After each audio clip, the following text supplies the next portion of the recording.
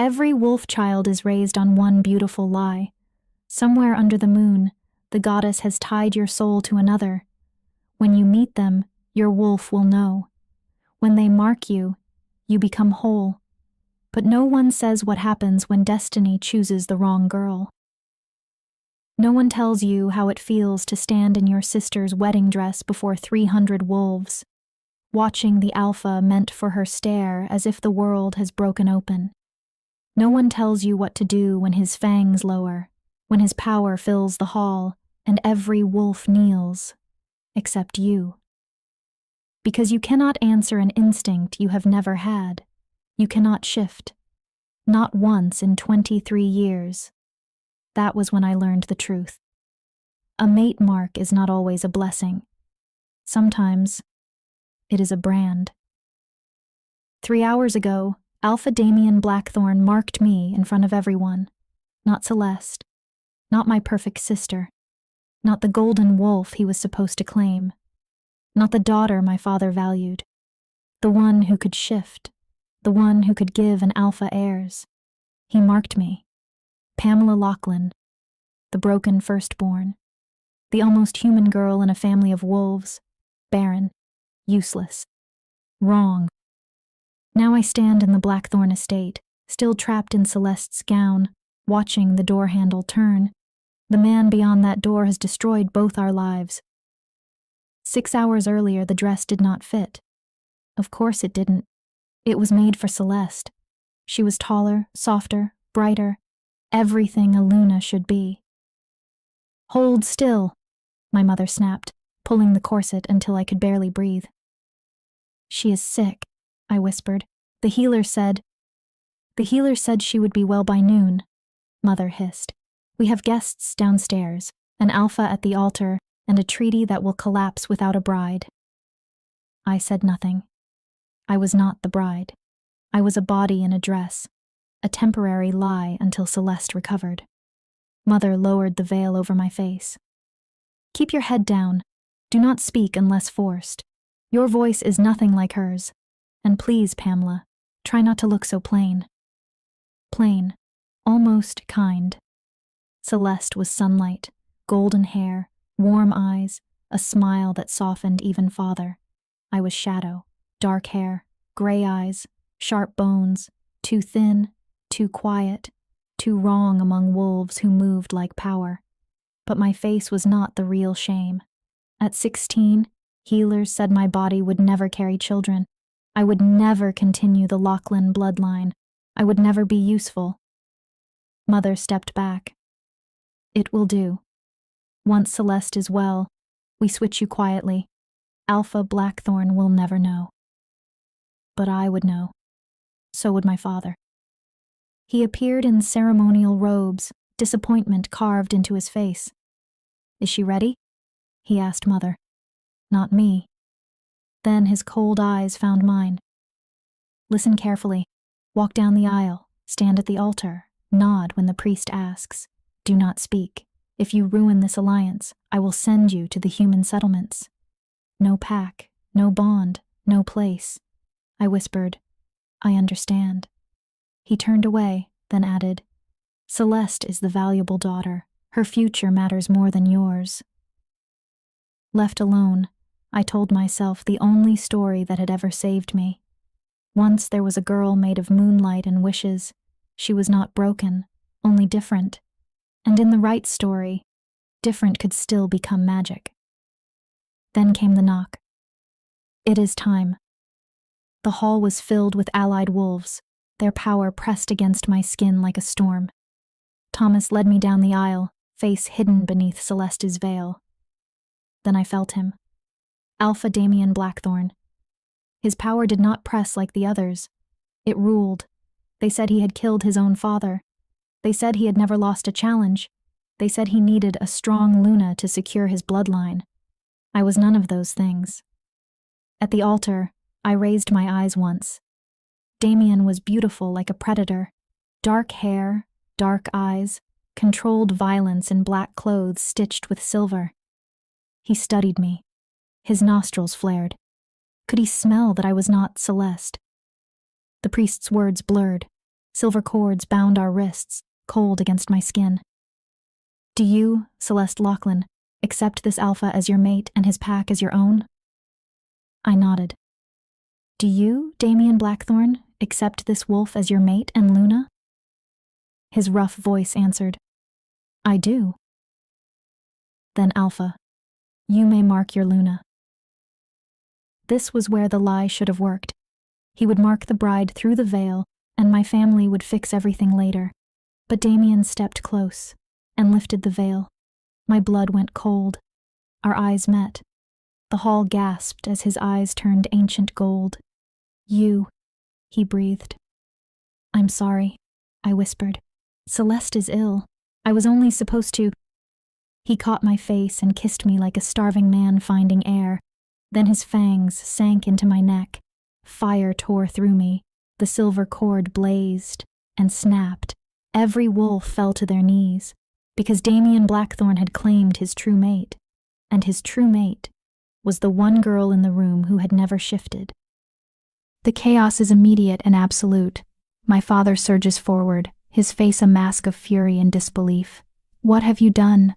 He roars at Damien, but his eyes are on me, burning with a hatred so pure it steals my breath.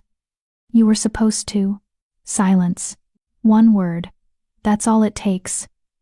Damien doesn't raise his voice, doesn't move, but the command in it makes my father's jaw snap shut mid-sentence. The alpha power rolling off Damien now is suffocating, primal, nothing like the controlled presence from before. This is what he was holding back. This is what an alpha truly is. And his hand is still on my neck, covering the mark that burns like molten silver.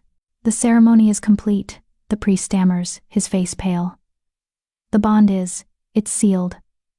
I've never seen the gold eyes, that only happens with true. I'm aware. Damien's voice is ice.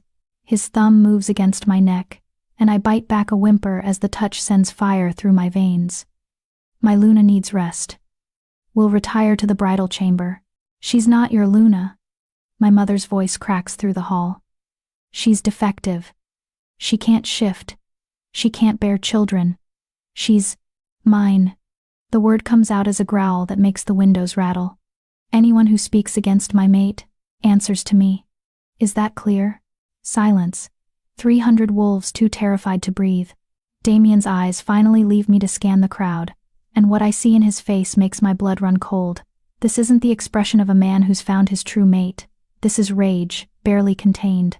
This is a trap sprung, a plan ruined. This is a man who's just made a catastrophic mistake. Thomas, my father's beta, steps forward, head bowed. Escort Alpha Blackthorne and his bride to the bridal chamber. Clear the halls. I want this building empty in 10 minutes. But the reception, someone begins. Now. The crowd disperses like smoke. Damien's hand moves from my neck to my elbow. His grip firm but not painful. He doesn't look at me as Thomas leads us through the corridors of the Blackthorne estate, because this is his territory now, his home, the place I'll be expected to live and serve, and somehow be Luna to a pack that just watched their alpha mark the one wolf in the entire territory who can't even shift. The bridal chamber is enormous. Dark wood, darker fabrics, a bed large enough to sleep 5 people. There's a fireplace, bookshelves lining one wall, and windows that overlook the forest. It should be beautiful. It feels like a cage. Thomas closes the door behind us, and suddenly we're alone. Truly alone. Damien releases my elbow and crosses to the window. His back to me, shoulders rigid with tension. I stand frozen in Celeste's wedding dress, my neck still burning, my mind unable to process what just happened. The silence stretches, becomes unbearable. I'm sorry, I whisper. He laughs. It's a bitter, broken sound. You're sorry. I didn't know. They said the veil would hide it, that you'd mark Celeste later when she recovered. I was just supposed to stand there and your family used you as a placeholder. He still doesn't turn around. A decoy bride. How very efficient of them. They had no choice. The treaty required an Lachlan daughter. Any Lachlan daughter. Now he does turn, and the look on his face makes me step back. Tell me, Pamela, it is Pamela, isn't it? The broken one? Did you know what would happen when I lifted that veil? No. I swear I didn't. Because I did. He moves toward me. And I force myself not to retreat further. I knew the moment I scented you walking down that aisle. Wrong scent. Too light. Too human. I knew, and I lifted the veil anyway because I thought. He stops himself, jaw clenching.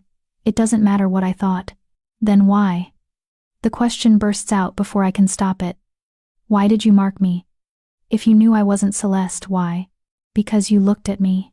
The words are quiet. Almost lost. He's close now. Close enough that I can see the gold still flickering in his eyes. Fighting with his normal dark brown. Close enough that his scent pine and smoke and something wild overwhelms my senses.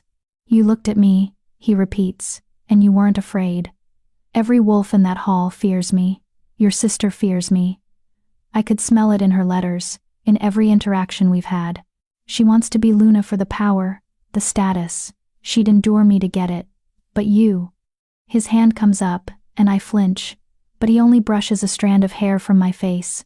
You looked at me like I was just a man, like I was something other than a monster to be endured or a throne to be conquered. And I thought, fool that I am, I thought perhaps. He doesn't finish, doesn't need to. I understand what he's not saying. He thought perhaps I could be different, could see him differently, could be the mate he actually wanted, instead of the political alliance he needed. And then he discovered what I am. What I can't be. I'm barren, I say, because he needs to hear it plainly. The healers confirmed it years ago. I'll never give you children. Never give you an heir. And I can't shift, I've never shifted, not once. I don't know if I even have a wolf. I'm broken, he finishes. Yes, I heard your mother. Everyone heard your mother. His hand drops. And now we're both trapped. The mark is permanent. The bond is sealed. There's no undoing it without killing one of us. The words land like stones in my chest. Then you'll have to kill you? His laugh is sharp. No. That would make me look weak. An alpha who can't control his own instincts, who marks the wrong bride. I'd lose everything. The pack would fracture. Challengers would come. Then what? My voice cracks. What do we do? He's quiet for a long moment, studying me with those unsettling eyes. Then, tell me a story. I blink. What? You heard me. I saw you at the altar, before the ceremony started. Your lips were moving, like you were talking to yourself, telling yourself something. He crosses to a chair by the fireplace and sits, the picture of casual power. So tell me, what story were you telling? This feels like a test. Like if I answer wrong, something terrible will happen. But I've never been good at lying. And the truth spills out before I can stop it. I was telling myself that I was a girl made of moonlight and wishes. That being different wasn't the same as being broken. That in the right story, different can be magical. And do you believe that? No. The admission hurts. No. I think different is just broken wearing a prettier name. Something shifts in his expression. Not quite softness, but something less sharp. You're honest, at least. That's rare. He leans back, draping one arm over the chair. Here's the situation, Pamela. We're mated. The bond is real, permanent, and public. Rejecting you would destroy my reputation. Keeping you destroys my bloodline. I need heirs, strong wolf heirs, to maintain my pack's position. You can't give me that.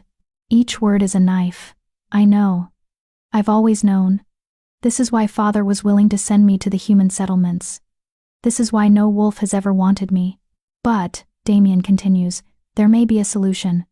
A workaround. Hope flares, stupid and painful. What kind of solution? An heir doesn't have to come from my mate. Not technically. The pack laws require that I have an heir, not that my Luna produce one. If I were to acquire a child by other means, and you acknowledged it as yours, the pack would accept it. Understanding crashes over me like ice water. You want to take a mistress. A breeding partner. Clinical. Temporary. The child would be raised as ours. You would be Luna in name, she would be a necessity. No one would need to know the truth except the three of us. And what would I be? In this arrangement? Safe. The word carries weight. You'd have position, protection, a home. You'd never be sent to the human settlements. You'd have access to the library. I noticed you looking at the books in here. I have over 10,000 volumes. You'd have freedom, within reason. All you'd have to do is play the role. Attend functions, smile, pretend. It's a generous offer. By any objective measure. More than I'd ever dreamed of having. Security. Books. A purpose. Even if it's just decorative. But something in me rebels at the thought. And what if I refuse? I ask quietly. His expression hardens. Then I'll invoke the ancient laws. You're my mate. Marked and bonded. I have rights over you that supersede pack law. I could keep you locked in this room. I could use you however I wished. I could make your life very, very unpleasant until you agreed. He pauses. I won't do those things for what it's worth. But I could. That's the reality of what you are now. Mine. Whether either of us wanted it or not. The threat is clear, even wrapped in his restraint. This is the monster everyone fears. This is what lies beneath the civilized surface. And yet, what if, I hear myself say, I gave you something else instead? His eyebrow raises. And what could you possibly have that I want? A riddle. Silence. He stares at me like I've lost my mind. Maybe I have. A riddle, he repeats flatly. Yes. Answer it correctly, and I'll agree to your arrangement. Everything you said, the mistress, the heir, playing Luna. I'll do it all without complaint. And if I answer incorrectly, then you give me 1 month. 1 month where you actually really try to see if this bond could be something real. No mistress. No arrangements. Just us. Figuring it out. I watch his face carefully. I've just gambled everything on an insane impulse. On the wild hope that maybe, just maybe, the man who marked me, because I looked at him like he was human, might actually want something more than a political solution. You're serious. He's leaning forward now, elbows on knees, studying me with new intensity. You want to bet your entire future on a riddle. I want, I say carefully, to be more than a pretty prison, more than a decoration, more than the broken wolf playing pretend. If I'm going to be trapped in this bond, I'd rather be trapped with someone who at least tried to see me as real. The silence stretches, the fire crackles. Somewhere in the distance, I hear the sounds of the estate settling, staff cleaning up from the ruined reception. Finally, Damien stands. He crosses to me, and this time I don't flinch when he reaches out to tilt my chin up, forcing me to meet his eyes. 1 riddle, he says. 1 chance. If I answer correctly, you become my obedient Luna, and I solve my heir problem my way. If I fail, I give you 1 month of. He searches for the word. Genuine effort. Yes. You understand that even if I lose, even if I give you that month, it might change nothing. You might still end up alone in a gilded cage while I do what's necessary for my pack. I understand. Then ask your riddle, little mate. Let's see if you're as clever as you are stubborn. I take a breath. This is insane. This is the stupidest thing I've ever done. But I'm already ruined. Already trapped. Already lost. What's one more risk? What is the thing that breaks when you name it, but grows stronger when you keep it? It can't be bought, can't be stolen, can't be forced. It's weightless but can carry the world. It's fragile but unbreakable. What is it? Damien's eyes narrow. He's thinking, really thinking. I can see the calculations running behind those dark eyes. The same sharp intelligence that's kept him alpha of the most powerful pack in the north. Silence, he finally says. That's the obvious answer. Breaks when you speak, grows in the keeping. But that's too simple for a bet this important, isn't it? Is that your answer? No. He begins to pace, and I notice for the first time how he moves controlled, precise, like violence waiting to be unleashed. Trust. Trust breaks when you name it, when you demand it outright. But trust grows in quiet keeping, in actions over time. It can't be forced, can't be bought. It's fragile but once truly given, nearly unbreakable. He's close. Terrifyingly close. But not quite right. Is that your answer? I repeat. He stops pacing, turns to face me fully. Love, he says softly. The answer is love. It breaks the moment you demand it or name it as obligation. But real love grows stronger in the keeping, in the choosing day after day. It can't be forced, bought, or stolen. It's weightless but can carry impossible burdens. It's the most fragile thing in existence, and yet, when real, it's unbreakable. My heart stops. He's right. He's absolutely right. And I don't know if I want to laugh or cry, because this monster, this alpha everyone fears, this man who just offered to keep a mistress as a breeding vessel, he understood. He saw through the riddle to the real question beneath. Can there be love here, in this disaster, in this broken bond? You're right, I whisper. Something flashes across his face. Triumph? No. Something more complicated. He won the bet, which means I'm bound to his original arrangement. He gets his mistress, his heir, his perfect solution, and I get to be the pretty prison warden of my own life. Then it's settled. His voice is all business now. You'll be Luna in name. I'll be discreet with the breeding partner. We'll present a united front to the pack. You'll have your books and your freedom, and I'll have my heir. Everyone wins. Everyone wins. I echo numbly. He moves toward the door, and I realize he's leaving. Of course he is. This is our wedding night, but we're not really married. Not in any way that matters. And Damien. His name feels strange on my tongue. He pauses, hand on the doorknob. Why did you answer the riddle? You could have just ordered me. Forced your arrangement. You said yourself you have rights over me. He doesn't turn around. Because you asked me to see you as real, Pamela. And real things get choices, even when the choices are rigged. Then he's gone, and I'm alone in the bridal chamber wearing my sister's dress, marked by a man who sees me just clearly enough to know I'm not worth keeping. I sink onto the bed, and finally, I let myself cry. But even through the tears, even through the pain of the mark still burning on my neck, even through the devastating realization that I've just gambled everything and lost, a small, stubborn voice in my head whispers, he understood the riddle. He saw what you were really asking. That means something, doesn't it? I wrap my arms around myself, the wedding dress rustling in the silence, and I make myself a new promise. 1 month. I have 1 month to prove that I'm more than broken, more than barren, more than the mistake everyone thinks I am. 1 month to make him forget about mistresses and arrangements and clinical solutions. 1 month to make him see that the bond between us, this impossible, unwanted bond, might be the one thing neither of us knew we needed. The fire burns low, the mark throbs, and I begin to plan.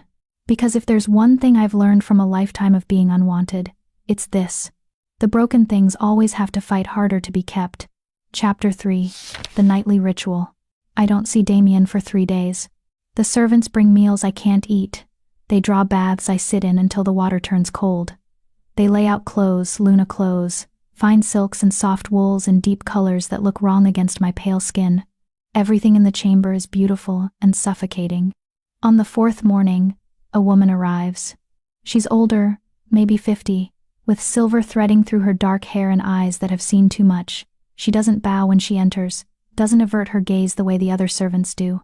I'm Margaret, she says, setting down a tray with actual food, bread, cheese, fruit, things that smell like they came from a kitchen instead of a formal dining hall. I was Luna before Damien's mother. Before she died, birthing him and his father went mad with grief. I stare at her. Why are you telling me this? Because you need to understand what you've walked into. She settles into the chair by the fireplace, the same chair Damien sat in 4 nights ago. This pack has been without a proper Luna for 30 years. Damien's father rejected the bond after his mate died. He ruled alone, ruled cruelly. Damien killed him not for power, but for mercy, mercy for a pack being torn apart by an alpha's grief. I don't understand what this has to do with me. Don't you? Margaret's eyes are sharp. You're barren. Can't shift. By every measure, you're the worst possible choice for Luna, of the strongest pack in the north. And yet Damien marked you anyway, in front of everyone, knowing exactly what you are. The mark on my neck throbs as if responding to his name. It does that, sometimes pulses with warmth, with something that feels almost like longing. The bond trying to pull me toward a mate who doesn't want me. He made a mistake, I say quietly. He's already planning to fix it. Is he? Margaret stands, crossing to the bookshelf. She runs her fingers along the spines. Thousands of them. Leather and cloth and paper. Did you know Damien built this library himself? Not hired builders himself. Spent 5 years collecting books from every territory, every human settlement, every place he could find them. Do you know why? I shake my head. Because his mother loved stories. She'd tell them to him in the womb, singing tales of brave wolves and impossible loves. After she died, his father burned every book in the estate. Said stories were lies, that only strength mattered. So Damien waited. Grew strong. Killed his father. And then he built this library as a monument to the mother he never knew, and the father who tried to kill the soft parts of him. My throat tightens. I look at the shelves with new eyes, seeing not just books but a kind of devotion I didn't know alphas were capable of. He put you in this room, Margaret continues, the only room in the entire estate with access to his library. The only room he's ever brought anyone to. You think that's an accident? He needed somewhere to put me. This is the bridal chamber. The bridal chamber is 3 doors down. Larger, more ornate, with a balcony overlooking the gardens. Margaret's smile is sad. This is his private study, his sanctuary. And he gave it to you. Before I can process that, she moves to the door. He'll come tonight. He's been working up the courage. When he does, don't let him run. That man has spent his entire life being what everyone needed him to be: strong, ruthless, unbreakable. Show him he can be something else with you. I don't know how to. Yes, you do. You gave him a riddle about love, when you should have been negotiating for survival. You already know how to see past the monster. She pauses at the threshold. The question is whether you're brave enough to keep looking. Then she's gone, and I'm alone with 10,000 books and a dangerous seed of hope. He comes at midnight. I'm still awake, curled in the chair by the fireplace with a book I'm not really reading. I've been awake every night, waiting for something I can't name. The door opens silently, and Damien steps through like a shadow. He's not wearing his formal alpha clothes. Just dark pants and a loose shirt. Feet bare against the stone floor. He looks younger like this. Less terrifying. Almost human. You're awake, he says. So are you. I've been working. Pack business. He doesn't come closer, just stands by the door like he's ready to bolt. I wanted to check on you. Make sure you have everything you need. I have books, food. A room that's apparently not actually the bridal chamber. I close my book, setting it aside. Margaret told me this is your private study. His jaw tightens. Margaret talks too much. Why did you put me here? Because... He stops. Starts again. Because you asked me to see you as real. Real things deserve beauty. This room has always been the most beautiful place in the estate to me. The admission hangs between us. Vulnerable and sharp. Tell me about the book, he says suddenly, gesturing to the one I set down. What were you reading? I glance at it. Fairy tales. Human ones. Mostly. They're different from wolf stories. How? Wolf stories are about strength, about alphas and omegas, and pack hierarchy, about the strong protecting the weak. I pick up the book again, running my fingers over the worn cover. Human fairy tales are about transformation, about beasts becoming princes, about love breaking curses, about the broken things becoming whole. Which do you prefer? The question feels weighted, important. I used to prefer wolf stories. They made sense. Clear rules, clear roles. But now, I look up at him. Now I think maybe the human stories understood something we don't. That being broken isn't the end. That sometimes the beast is still the beast at the end. And that's okay because love isn't about transformation, it's about acceptance. Damien moves then, finally, crossing to the other chair. He sits, and we're positioned exactly as we were 4 nights ago, on opposite sides of the fireplace.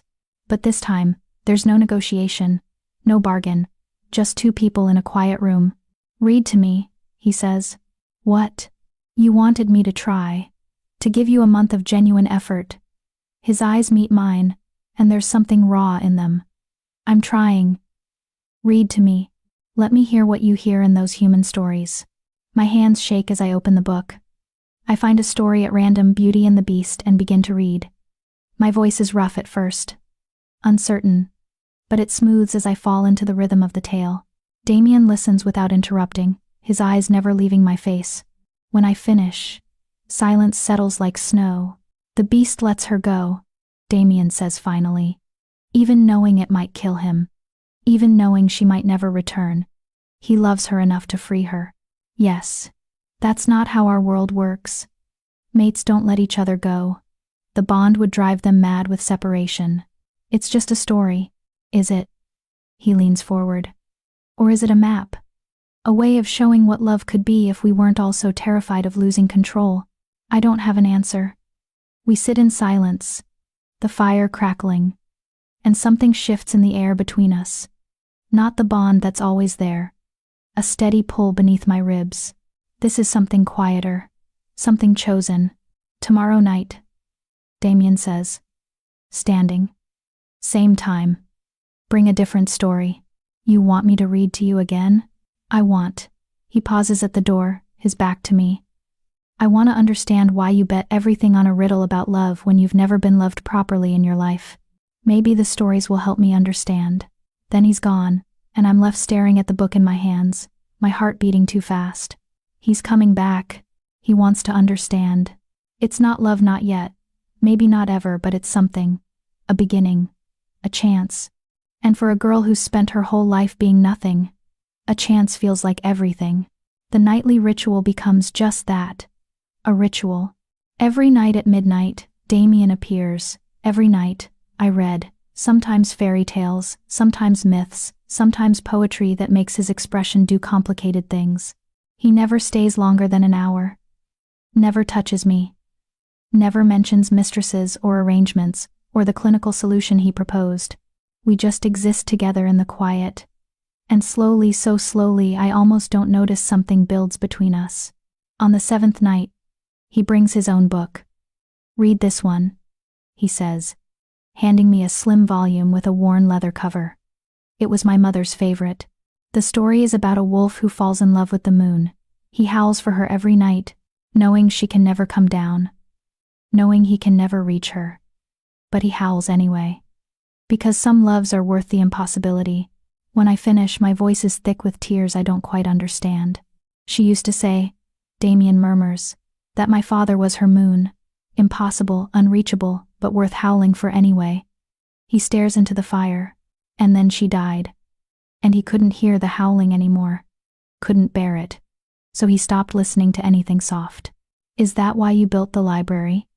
So you could keep hearing her? I built it because the world tried to make me like him. Hard. Closed. Convinced that soft things were weaknesses to be destroyed. His eyes find mine. But you stood at that altar in a dress that didn't fit, about to be married to a monster. And you told yourself a story about moonlight and wishes. Even knowing it was a lie, you chose the soft thing. The beautiful thing. I thought. He stops. What did you think? That maybe if someone like you could choose softness after everything that's broken you, maybe I could too. The confession sits between us, heavy and precious.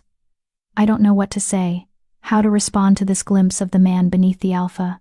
So I do what I always do when reality becomes too much. I tell a story. Once upon a time, I begin softly. There was a beast who lived in a castle full of books. He collected stories because he couldn't remember how to tell his own. And then one day, a girl arrived who couldn't shift, couldn't bear children, couldn't be anything the world wanted her to be. She should have been terrified of the beast. But instead, she saw something no one else had seen, that the beast was just as broken as she was, just as trapped, just as desperate for someone to see past the monster to the man. Damien's breathing has changed, gone shallow. And what happened to the beast and the girl? He asks quietly. I don't know yet. The story isn't finished. How does it end? I meet his eyes across the fireplace. How do you want it to end? He stands abruptly, and for a moment I think I've pushed too far, broken whatever fragile thing we've been building. But then he crosses to me, kneels in front of my chair, so we're eye level, and his hand comes up to cup my face with a gentleness that steals my breath. I want, he says, voice rough, to figure out how to be the beast who deserves the girl, but I don't know if I can be. I don't know if there's enough soft left in me after everything I've had to do, to be, to survive. Then let me help you find it. The words come out as a whisper. That's what the month is for, isn't it? Not to prove I'm enough for you, but to discover if we could be enough for each other? His thumb brushes my cheekbone, and the touch sends electricity through the bond. You're dangerous, little mate. You make me want impossible things. Like what? Like a real marriage. Like a partner instead of a political alliance. Like, he stops himself, jaw clenching. Like love? I finish for him. Yes, he breathes. Like love, the kind in your stories. The kind that accepts the beast without needing him to become a prince. My hand covers his, holding it against my face. Then stop calling it impossible and start calling it ours. For a long moment we stay like that, him kneeling, me in the chair, our hands tangled together, the fire casting shadows that make us look like one creature instead of two broken pieces trying to fit together. Then Damien stands, and I feel the loss of his touch like a physical ache. Tomorrow night, he says, moving toward the door. Same time. What story should I bring? He pauses at the threshold, and when he looks back, there's something almost like a smile on his face. Surprise me. You're good at that. When he's gone, I sit in the silence and let myself feel it. Hope. Real, dangerous, terrifying hope that maybe, just maybe, this disaster of a bond could become something beautiful. The mark on my neck pulses warm, and for the first time since he bit me, it doesn't feel like a brand. It feels like a promise. Don't forget to subscribe. Chapter 4. The Library of Secrets. On the 14th night, everything changes. I'm waiting in the usual chair, a book of old wolf legends in my lap, when Damien arrives early, not midnight 11. And he's not alone. Margaret follows him in, carrying a tray with 2 glasses and a crystal decanter filled with amber liquid. She sets it down without a word, but the look she gives me is pointed. Don't waste this. When she leaves, Damien pours 2 glasses. Whiskey, he says, offering me one. My mother's recipe. She used to make it from wildflowers and mountain honey. I take it, our fingers brushing. The bond hums at the contact, warm and insistent. You've never brought alcohol before. I've never needed courage before. He doesn't sit in his usual chair. Instead, he moves to the bookshelf, running his hand along the spines the way Margaret did 2 weeks ago. There's something I need to show you, but once I do, there's no taking it back. You'll know things about me that no one else knows, not even my beta. My heart hammers. Why me? Because you gave me a riddle about love and then spent 2 weeks reading me fairy tales like you actually believe in them. Because you're either the bravest person I've ever met, or the most foolish, and I haven't decided which yet. He pulls a book from the shelf, a large, leather-bound volume with no title. And because if I'm going to give you this month honestly, you need to understand what you're really asking for. He returns to the fireplace, but this time he sits on the floor, back against his chair, legs stretched out.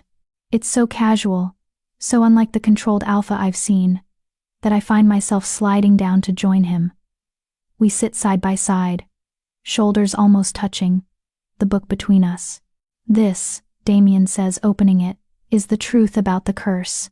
The pages are filled with cramped handwriting journals. I realize.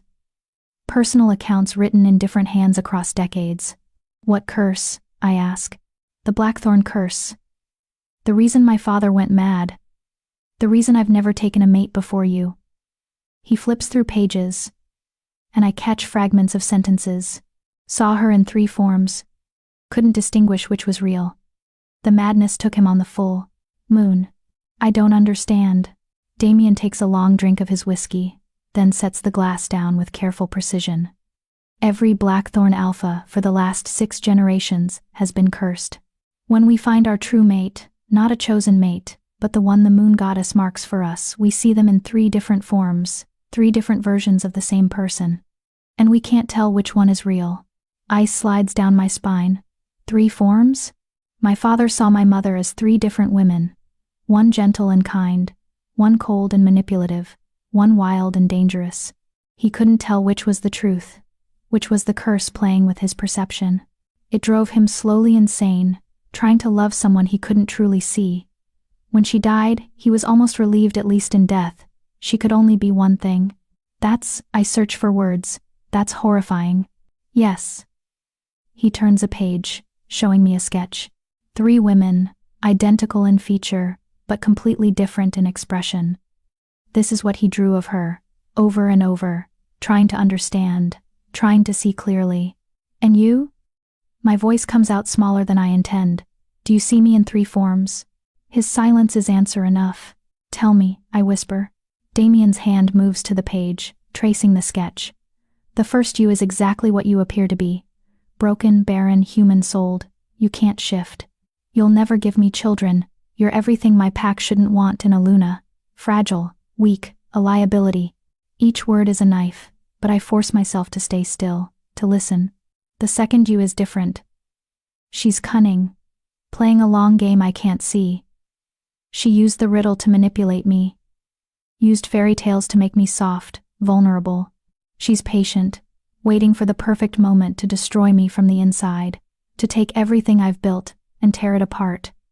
A spy, maybe, sent by my enemies, or just a woman smart enough to see weakness and exploit it. And the third? I can barely breathe. He finally looks at me, and his eyes are haunted. The third you is perfect.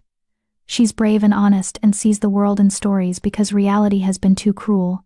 She's barren not as a flaw but as a freedom she can't be used for political breeding, can't be reduced to a womb. She's never shifted because she doesn't need to. Her strength is different, quieter but unbreakable. She's exactly what I've been howling for my entire life without knowing it. He pauses. And she's the one I'm most terrified of. Because if she's real and I push her away, I'll become my father. Mad and alone. Unable to bear the loss. Tears blur my vision. Which one do you think is real?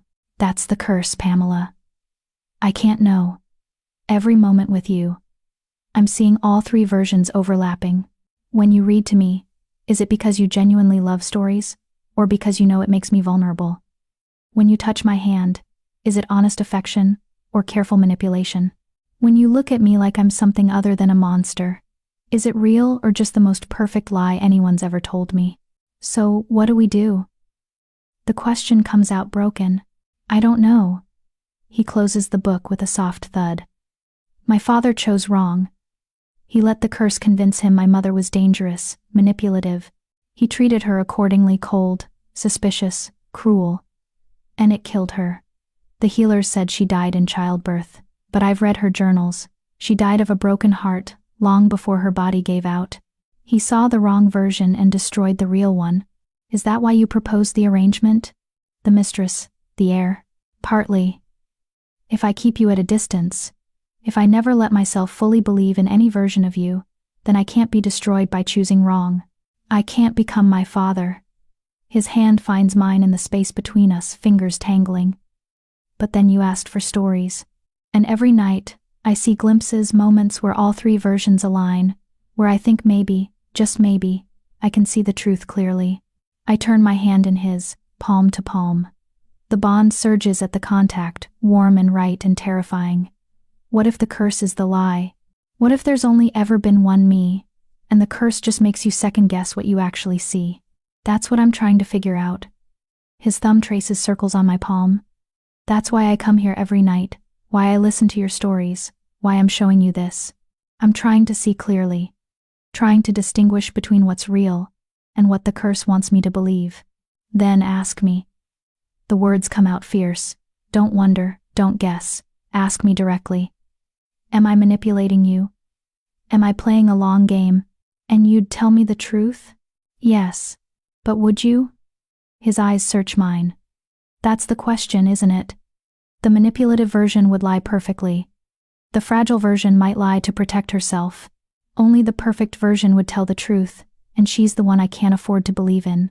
We're at an impasse, I realize. He can't trust what he sees. I can't prove what I am. The curse has built a wall between us that no amount of midnight conversations can break through, unless... What broke the curse for the other alphas? I ask suddenly. You said 6 generations have had it. Some of them must have found a way through. Damien's expression goes dark. They didn't. Every single one either went mad like my father, or chose wrong and destroyed their mates, or died alone because they couldn't risk choosing at all. The curse has never been broken. Then maybe we need to stop trying to break it. He frowns. What do you mean? I set down my whiskey, turning to face him fully. What if the curse isn't meant to be broken? What if it's meant to be accepted? You see 3 versions of me. What if that's not a distortion? What if it's the truth? What if all 3 versions are real? That's impossible. Is it? I am broken and barren and weak in all the ways wolves value. That's not a lie, and I am smart enough to manipulate if I wanted to. I gave you a riddle that backed you into a corner, didn't I? I could absolutely be dangerous if I chose to be. I take a breath. But I'm also the girl who believes in fairy tales despite everything. Who wants this bond to be real? Who's falling in love with a beast who brings me his mother's books and drinks her whiskey and shows me his bleeding heart even though it terrifies him? Damien stares at me like I've just rewritten the world. What if the curse isn't about seeing clearly? I continue. What if it's about accepting complexity? Your father failed because he couldn't hold all 3 versions of your mother in his mind at once. He needed her to be one thing, good or evil, safe or dangerous. But people aren't one thing. We're contradictions. We're every version of ourselves all at once. So you're saying I should accept that you might be manipulating me? I'm saying you should accept that I'm capable of manipulation, just like I'm capable of weakness and strength and love and fear. And then you choose to trust me anyway, not because you're certain I'm safe, but because the alternative, living in suspicion and fear, is just another kind of madness. The silence stretches. The fire pops. Somewhere in the castle, a clock chimes midnight. You're asking me to take a leap of faith, Damien says finally. I'm asking you to do what the beast in the story did. To love me enough to risk being wrong. To trust that even if I'm capable of destroying you, I won't. Because I'm choosing not to. And if you're the manipulative version, if this entire conversation is part of a plan, I smile, sad and honest, then you'll have been destroyed by someone who loved you enough to make you believe in fairy tales first. There are worse ways to fall. He laughs, actually laughs, short and surprised and almost painful. You're either the wisest person I've ever met, or the most dangerous. Maybe both. Maybe neither. Maybe it doesn't matter because you're going to choose me anyway. Is that confidence or manipulation? Does it matter? We're so close now, close enough that I can see the gold flickering in his eyes. The curse fighting with something else. Want, hope, the terrifying possibility that maybe this broken bond could be the thing that saves us both. Read to me, he says quietly. No more talking about curses. Just read. I pick up the book of wolf legends, finding the story I marked earlier. It's about a wolf who loses his voice in a battle and can never howl again. He thinks he's useless, broken, until he meets a deaf wolf who teaches him that communication isn't about sound, it's about presence, about showing up, about being there even in silence. When I finish, Damien's head is resting against my shoulder. I'm tired, he murmurs. Tired of seeing 3 versions. Tired of trying to solve the curse. Tired of being strong every second of every day. Then don't be. Not here, not with me. If I'm not strong, I'm vulnerable. If I'm vulnerable, you could destroy me. Yes, I agree softly. I could. But I won't. Promise. I promise. It's the answer to the riddle, I realize. The thing that breaks when you name it but grows stronger when you keep it. Not love that was too simple. A promise. The promise to choose each other even when certainty is impossible. The promise to trust even when the curse says not to. The promise to keep showing up for these midnight meetings, even though every logical part of him screams that it's dangerous. Damien lifts his head, and when he looks at me, something has shifted in his expression. I want to try something. It might make the curse worse, might make me see 4 versions or 5, but I need to know. Know what? If you feel real when I touch you. If the bond recognizes truth, even when my eyes can't, my breath catches. Okay. He shifts, turning to face me fully. His hand comes up to cup my face, thumb brushing across my cheekbone the way it did that first night. Then his other hand mirrors the gesture, holding my face between his palms like I'm something precious. Tell me about you, he says. Not the story version, the real one.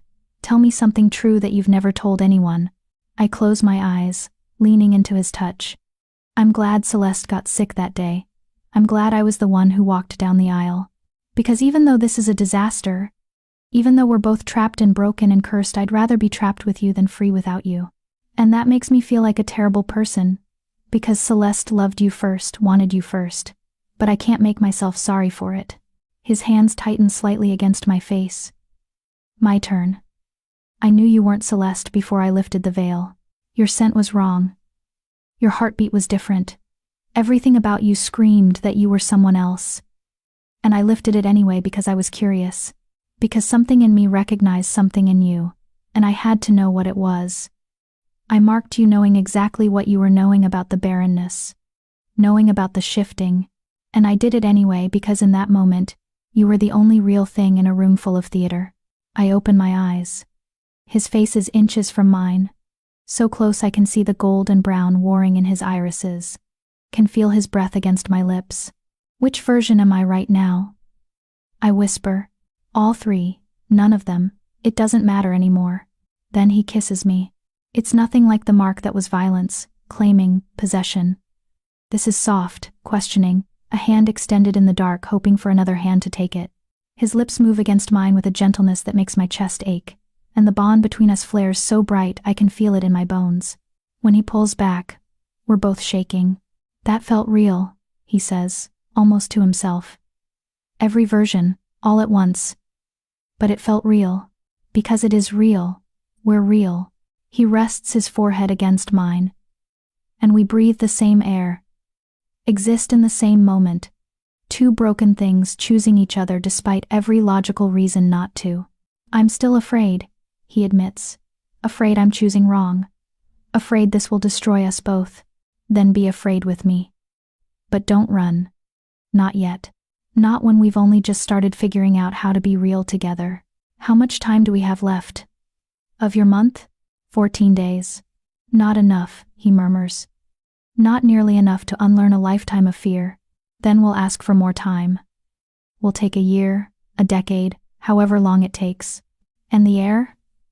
The pack needs a Luna who's actually present, not a decoration hiding in a gilded cage.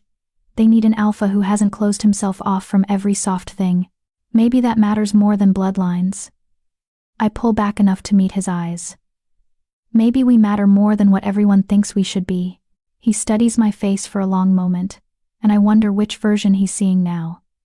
The broken one, the dangerous one, the perfect one? Then he smiles, really smiles, and it transforms his entire face. You're going to ruin me, little mate. Completely and utterly ruin me. Is that a bad thing? I don't know yet. Ask me again in 14 days. He stands, pulling me up with him. But instead of leaving like he usually does, he leads me to the bed, the enormous bed I've been sleeping in alone since the wedding. Stay. I say before I can stop myself. Not for, I mean. Just stay. Sleep here. Let me prove that proximity doesn't equal destruction. He should say no. Every rule of the curse says he should maintain distance, should protect himself, should treat me like a potential threat. But he's already removing his boots. Just sleep, he confirms. Just sleep. We lie down on opposite sides of the bed, a careful distance between us. The fire burns low. The room settles into darkness. And slowly, carefully, his hand finds mine in the space between. Tell me a story, he murmurs. One more before we sleep. So I do. I tell him about a beast and a girl, about how they both learned that being broken wasn't the end of the story, it was just the middle. About how the hardest curse to break isn't the one placed by magic, but the one we place on ourselves, the belief that we're unworthy of being loved as we actually are. Before I finish, his breathing evens out. He's asleep, hands still tangled with mine, the bond between us humming with something that feels almost like peace. And for the first time since the mark burned into my neck, I think, maybe this disaster could be beautiful after all. Chapter 5, The Shifting Truth. I wake to sunlight and an empty bed. For a moment, panic seizes me. Was last night a dream? Did I imagine the whiskey and the curse and the kiss that felt like choosing? But then I see it. A note on the pillow where Damien's head rested, his handwriting sharp and precise. Pack business, back by nightfall. The library is yours, all of it, not just this room. Margaret knows where everything is. Don't burn the castle down while I'm gone. D. Despite everything, I smile. Then I noticed the postscript, smaller, like he almost didn't write it. P.S. You talk in your sleep. You said my name 17 times. I counted. Heat floods my face. I fold the note carefully, tucking it into the book of fairy tales like a pressed flower. Evidence that last night was real. Margaret appears an hour later with breakfast and a knowing look. He left whistling, she says, setting down the tray. I've worked in this castle for 33 years. I've never once heard that man whistle. It was just one night. It's never just one night, not with true mates. She pours tea with practiced efficiency. He told me to show you the full library. All 12 rooms of it. I nearly dropped my cup. 12 rooms? Did you think all those books fit in here? Her smile is wicked. Come. You'll want to see this. The library is a labyrinth. Margaret leads me through a hidden door behind the bookshelf. Of course there's a hidden door. And suddenly we're in a corridor lined floor to ceiling with books. It branches into rooms dedicated to different subjects.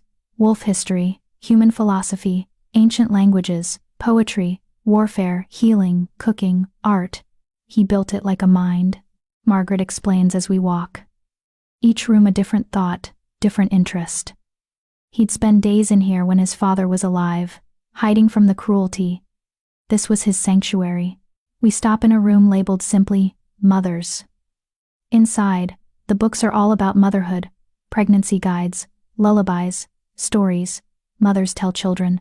In the center sits a rocking chair, worn smooth from use. His mother's chair. Margaret says softly. The only thing his father didn't burn. Damien found it in the servants' quarters 20 years later. We'd hidden it, hoping. She trails off. He sits in it sometimes. When he thinks no one's watching, just sits and rocks and tries to remember a voice he never really heard. My throat tightens. I think about the boy who grew up without softness, who built an entire library as a monument to a mother he never knew, who kisses like he's afraid gentleness will shatter him. Why are you showing me this? I ask. Because he won't. Because he'll let you see the curse and the danger and the impossibility, but he won't show you the part that's just lonely. Just human. Margaret meets my eyes. You asked him to try for a month. This is what you're really asking for. All 12 rooms of him, not just the pretty ones. I spend the day exploring. In the history room, I find books about the Blackthorn curse. 6 generations of alphas, all driven mad or broken by seeing their mates in 3 forms. Some killed their mates, some killed themselves. None found happiness. In the poetry room, I find a journal in Damien's handwriting, recent entries. Not old ones. I shouldn't read it. I know I shouldn't. But my eyes catch on my name and I'm lost. Day 3 since the marking. She hasn't tried to run, doesn't beg or plead, just sits in my study reading books like none of this is happening. I see her 3 ways: victim, spy, saint. Can't tell which is real. Can't afford to guess wrong. Day 7. She asked for stories. No one has ever asked me for anything so simple. So dangerous. I told her no initially. Told her we'd have an arrangement. But she gave me a riddle and I couldn't help myself. I had to answer. Had to show her I understand what she's really asking. Does that make me the fool, or her the genius? Day 12. She fell asleep in the chair tonight while reading. I watched her for an hour, trying to see clearly. In sleep, she's just one person. No masks, no performance. Just a girl who talks about moonlight like it's real. I wanted to touch her face. Didn't. Couldn't risk it. Day 14. I showed her the curse. Kissed her. Slept beside her like we're actually married. I'm doing everything my father warned against: getting close, letting her see weakness, choosing hope over safety. Tomorrow she'll probably use it against me. Tonight, I don't care. I closed the journal with shaking hands. He's been writing about me every day, trying to solve the puzzle of which version is real, even while I've been doing the same with him. We're both trapped in the same curse, I realize. Both trying to see clearly. Both terrified of choosing wrong. Damien returns at sunset. And I'm waiting in the main library with the journal. You read it, he says when he sees me holding it. Not a question. Yes. And I think we need to stop trying to solve each other like puzzles. We're not riddles to be answered, we're just people trying to figure out how to be real together. He crosses to me, taking the journal and setting it aside. I counted today. 73 pack members asked me about you. About when you'd be presented as Luna. About whether the rumors are true that you can't shift, that you're barren. About whether I'm keeping you locked away because I'm ashamed. What did you tell them? That you're recovering from the marking. That you'll be presented when you're ready. He pauses. But we can't hide forever, Pamela. Eventually, the pack needs to meet you. Needs to see that their Luna is real. Not a ghost I've hidden in a tower. Fear curls in my stomach. They'll see what I am, what I can't do. Yes, they'll question your choice. Question whether you're fit to lead if you can't even choose a proper mate. Probably. Then why present me at all? Why not just... I stop myself before suggesting the arrangement again. We're past that now, aren't we? Because I'm tired of hiding. He takes my hand, pulling me to my feet. Tired of pretending you're not the most interesting thing that's happened to me in 30 years. Tired of letting the curse decide how I live my life. His eyes search mine. I want to present you as my Luna, my actual mate, not as an arrangement or a political solution, but as the woman I'm choosing despite everything logical, saying I shouldn't. You're choosing me? The words come out small, disbelieving. I'm trying to. Still seeing 3 versions, still terrified I'm picking wrong. But yes, I'm choosing to try. To believe that maybe all 3 versions are real and I can love all of them. He pulls me closer. But I need you to choose too. Not just me, but this pack life, public appearances, being Luna to wolves who'll judge every move you make. Can you do that? I think about it honestly. Think about standing in front of hundreds of wolves who can do everything I can't. Think about their eyes, their judgment, their whispers. Then I think about Damien whistling this morning. About his journal entries. About 12 rooms of books built as monuments to softness in a world that tried to crush it. Yes, I say. I can do that, even though you're terrified? Especially because I'm terrified. Someone once told me that being afraid with someone is braver than being safe alone. He smiles. Sounds like a wise person. She's learning. He kisses me then, deeper than last night, and the bond flares between us like recognition, like 2 halves of something finally admitting they fit together. Jagged edges and all. When we break apart, he's breathing hard. The pack gathering is in 3 days. Full moon. Every pack member will be there. Shifted and running. You'll be the only one in human form. I know. They'll see it as weakness. Let them. His expression shifts. Something fierce and possessive flickering across his face. You're really going to do this? Stand beside me as exactly what you are. No apologies. Is that the brave version? Or the manipulative one? I don't know anymore. Maybe it doesn't matter. Maybe. I agree. The next 3 days pass in a blur of preparation. Margaret brings a seamstress who creates a Luna dress that fits me, instead of Celeste deep midnight blue with silver embroidery, moons instead of wolves. If you can't shift, Margaret says firmly, then we'll make the moon your symbol. The thing wolves howl for. The thing they need but can never touch. Damien teaches me pack protocols, how to stand, how to address different ranks, how to project authority even without the ability to shift. You're Luna, he says. That means you outrank everyone except me. Don't apologize for it. Don't shrink. They need to see strength, even if it's different from what they expect. At night, we continue our ritual. Stories and whiskey and conversations that stretch until dawn. He tells me about challengers he's faced, about the weight of leadership, about nights he's wanted to run and never come back. I tell him about my childhood, about watching Celeste shift for the first time and knowing I never would, about the healer who told me about my barren womb and how my father's face had closed like a door. He offered to send me to the human settlements, I admit, on the 2nd night. Said if I ruined the wedding, if I cost him the alliance, he'd dissolve my place in the family. Damien's hand tightens on mine. He threatened to exile you. It wasn't really a threat, more like a statement of fact. I'm not useful as a wolf. At least as a human, I'd fit in. You're not going anywhere. His voice is hard. You're mine now. My mate. My Luna. My responsibility. Your father has no claim on you anymore. The possessiveness should bother me. Should feel like another cage. But instead, It feels like safety, like someone finally standing between me and the world that's always seen me as disposable. On the third night, the night before the gathering, Damien doesn't come at midnight. He arrives at dinner instead, dressed formally, and extends his hand. Come with me. There's one more room I need to show you. He leads me deep into the library, past all 12 rooms, to a door I haven't seen before. It's locked with silver, the kind of lock that burns wolves who touch it without permission. This room, Damien says quietly, is my father's legacy. I've never shown anyone, never let anyone in. But if you're going to be my Luna, truly and completely, you need to see all of it, even the ugly parts. He unlocks the door. Inside is a nightmare. The walls are covered in sketches, hundreds of them, maybe thousands, all of the same woman in 3 different forms. Damien's mother, seen through the curse, beautiful and kind in one sketch, cruel and cold in another, wild and dangerous in a third. Over and over, variations on the same theme, like his father was trying to draw his way to truth. But that's not the worst part. The worst part is the writing. Scrawled across the walls in what looks like blood, probably just ink, but the effect is the same. Our accusations, theories, paranoid rants about which version was real, which was the curse, which would destroy him. She's poisoning me slowly. I see it in version 2's eyes. No, version 1 is the poison, making me soft, vulnerable.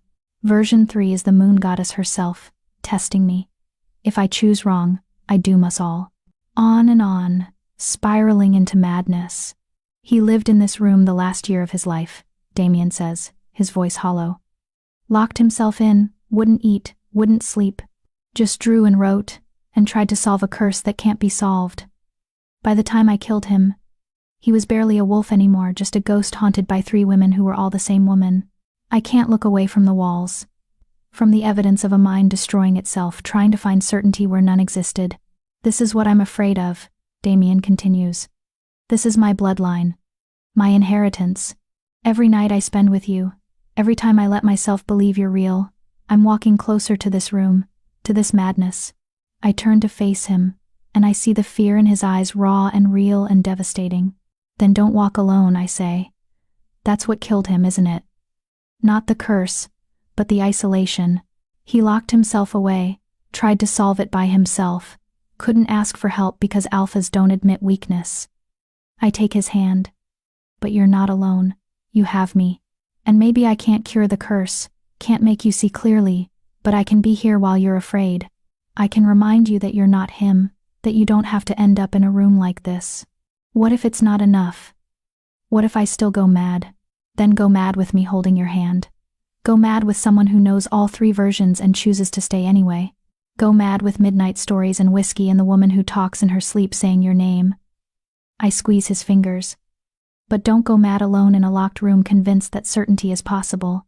That's the real curse, not seeing 3 versions, but thinking you have to choose only one.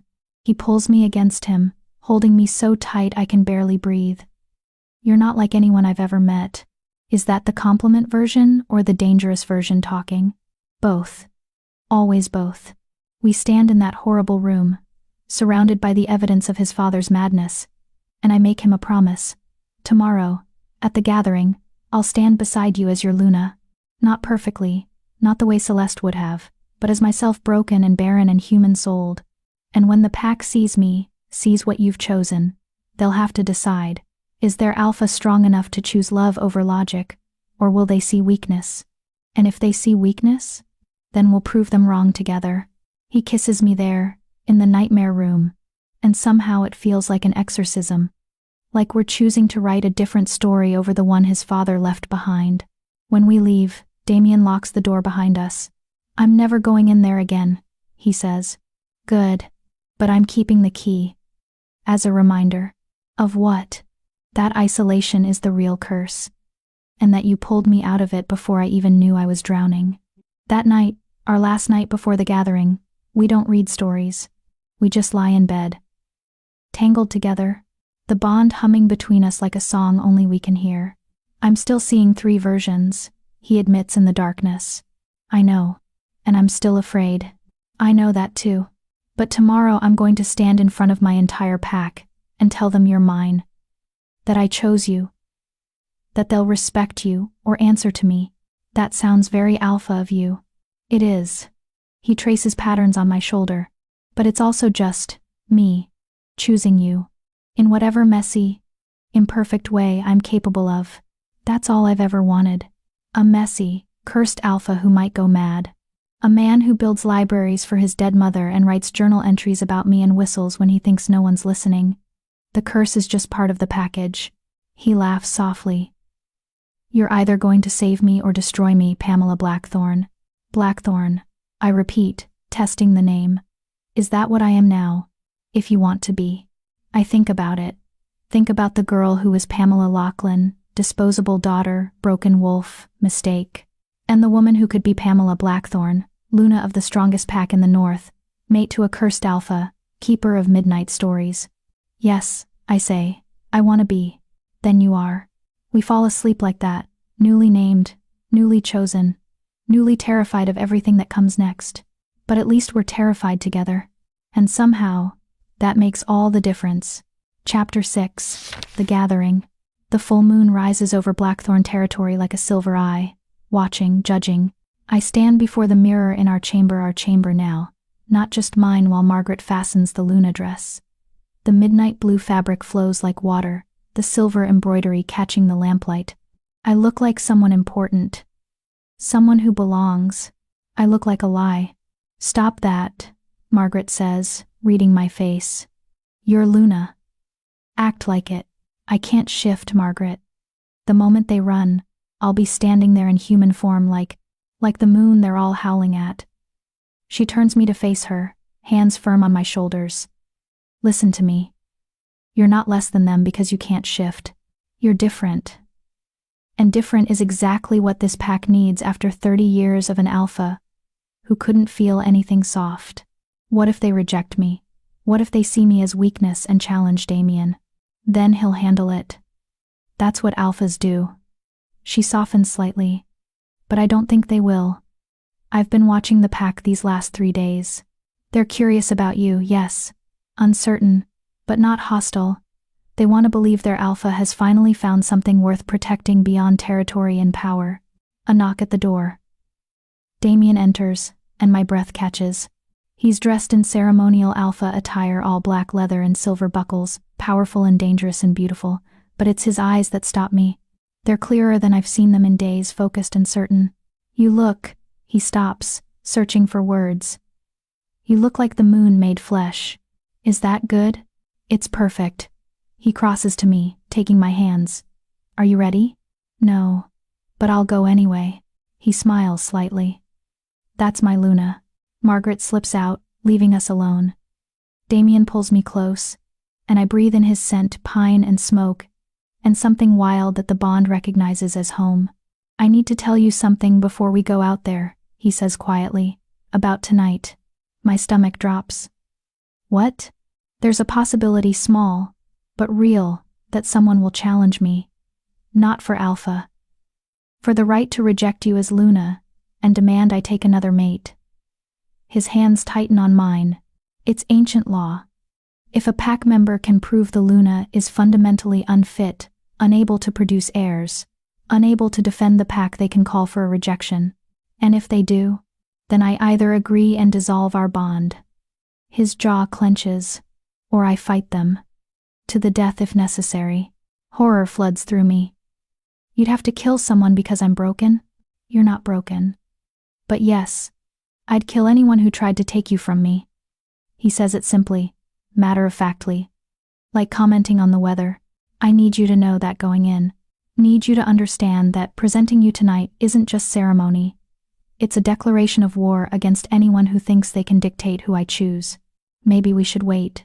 Find another way. No. His voice is firm. No more hiding. No more pretending you're something you're not. Tonight, the pack meets the real you, and they accept it, or they face me. The alpha in him is showing now. The part that killed his father. The part that's held power for a decade through sheer will and violence. It should terrify me. Instead, I feel safe. Okay, I whisper. Let's go. The gathering ground is a massive clearing in the heart of Blackthorn Forest. 300 wolves wait in human form, naked or barely clothed, preparing for the shift. They fall silent as Damien and I emerge from the tree line. I feel their eyes like physical weight, judging, measuring, finding me wanting. Damien's hand is firm at the small of my back as he leads me to the center of the clearing. There's a raised stone platform there, ancient, worn smooth by generations of paws and feet. He guides me onto it, then turns to face his pack. Blackthorn pack. His voice carries effortlessly, pure alpha command. I present Pamela Blackthorn, my true mate, your Luna. Silence. Heavy, oppressive silence. Then a voice from the crowd. She can't shift. No. Damien agrees calmly. She can't. She's barren. Another voice calls. A woman this time, older. The healers from Lachlan confirmed it. True. The murmurs grow louder. I force myself to stand tall, to meet their eyes even though every instinct screams to hide. Then why? A young male steps forward, bold and stupid. Why would you mark her? Why doom our pack to a Luna who can't hunt, can't fight, can't give us heirs? Careful, Thomas. Damien's voice drops to a growl. You're questioning your alpha. I'm questioning your judgment. The young wolf Thomas presses forward. We deserve a Luna who can lead us, not a human who'll hide in the castle while we fight. Our enemies will see this as weakness. They'll come for us, and she'll be the reason. Several wolves nod in agreement. My heart hammers. This is it, the challenge Damien warned about. But before Damien can respond, another voice cuts through the crowd. And what exactly do you think a Luna is, Thomas? I recognize the speaker, Margaret, still in her formal pack attire, standing at the edge of the gathering. She steps forward, and the crowd parts for her instinctively. Former Lunas carry weight even decades after losing the title. A Luna isn't just a womb, Margaret continues, her voice sharp. She's the heart of the pack, the balance to the alpha's strength. And sometimes the pack needs a different kind of strength than claws and teeth. We need heirs, Thomas insists. You need to remember your history, Margaret snaps. Damien's father had a Luna who could shift beautifully, who bore him a strong son, and he nearly destroyed this pack because he couldn't see past his own madness, couldn't accept anything soft or different or unexpected. We almost died because we valued bloodlines over humanity. The crowd shifts uncomfortably. They remember. Of course they remember. Pamela Blackthorn can't give you heirs, Margaret says, turning to address the full gathering now. Can't shift, can't hunt, but I've watched her these past weeks. She looks at our alpha like he's a man, not just a weapon. She pulled him out of the isolation he's been drowning in since he took power. She made him whistle for moon's sake. When's the last time any of you heard him whistle? A few wolves actually smile at that. So yes, Margaret continues, she's different, unexpected, not what any of us would have chosen. But maybe that's exactly what we need, a Luna who's here because she was chosen, not because she's useful. Because sometimes the most revolutionary thing a pack can do is value love over utility. Silence falls again, but it feels different now. Thoughtful instead of hostile. Then Damien speaks, his voice quiet but absolute. I killed my father because he taught me that strength meant crushing anything soft. That love was weakness. That different meant dangerous. His hand finds mine on the platform. Pamela's teaching me something different. That strength can be choosing the unexpected. That love can be brave instead of weak. That different can be exactly what saves us. He turns to Thomas directly. You want to challenge my choice? Fine. Step forward. We'll settle it the old way, you and me. Shifted. To the death. Winner decides if Pamela stays. Thomas pales. He's young, strong, but he's not stupid enough to fight Damien. No one is. I thought not. Damien's voice carries contempt now. Anyone else want to question my judgment? No one speaks. Then kneel. It's a command, pure and simple. Kneel for your Luna. For a heartbeat. Nothing happens. Then Margaret kneels. Old bones on hard ground. But she does it without hesitation. One by one, the pack follows. Some quickly, some reluctantly, but they all do it. 300 wolves on their knees in the moonlight, acknowledging me as Luna even though I'm everything they shouldn't want. Everything except Thomas. He stands rigid, jaw clenched, fury radiating off him in waves. "Kneel," Damien repeats, "or leave my territory. You have 5 seconds to choose." Thomas's hands ball into fists. For a terrible moment I think he might actually challenge. Might force Damien to kill him right here, right now, and it will be my fault. But then his knees bend. Slowly, painfully, like every inch costs him. When he's fully kneeling, Damien speaks again. "The Luna has accepted your acknowledgement. Rise." The pack stands. And then, following some signal I don't catch, they begin to shift. It's beautiful and terrible at once. Bodies flowing like water into wolf form, bones restructuring, fur rippling across skin. The air fills with the sounds of transformation, growls and whines, and the peculiar silence of human voices becoming animal. Within moments, 300 wolves surround the platform. All colors gray and black and brown and red. All sizes. All deadly. And I'm standing in the center, the only human, wearing a dress made of moonlight while they prepare to run. Damien shifts last. His wolf is massive, pure black with eyes that burn gold even in animal form. He's twice the size of the nearest wolf, all power and controlled violence. He circles me once, and I understand. This is the test. He's showing the pack that I'm not afraid of them. Not afraid of what they are, even though I can't become it. I reach out slowly, carefully, and rest my hand on his head. His fur is softer than I expected. Warm. Real. The bond pulses between us, stronger in this form somehow, like his wolf recognizes me even more clearly than his human side does. "Beautiful," I whisper, and I mean it. He presses into my touch for just a moment. Affection. Reassurance. Promise then pulls away. He throws his head back and howls. A sound so primal and powerful it vibrates in my bones. The pack joins him, 300 voices lifted to the moon, to the night, to whatever gods watch over wolves. And I'm in the center of it, human and small and different, but somehow impossibly exactly where I belong. Then they run. It's like watching a river of shadows and moonlight flow past me. Damien leads, naturally, with Margaret's wolf still strong despite her age at his flank. They circle the clearing once, twice, building speed and unity. On the third pass, Damien breaks away from the pack. He races directly at me. An instinct screams to move, to run, to protect myself. But I force myself to stand still. He stops inches from me, so close I can feel his breath. His golden eyes bore into mine, and I see the question in them. "Trust me?" I nod. In one fluid motion, he lowers himself to the ground and he wants me to ride. "Are you insane?" I breathe, but he just waits, patient and impossible. Margaret's wolf barks once laughter. Somehow, even in animal form, I gather my Luna dress and awkwardly climb onto Damien's back. My hands find purchase in his thick fur, and the moment I'm settled, he surges to his feet. Then we're running. The world blurs into silver and green and shadow. Trees whip past.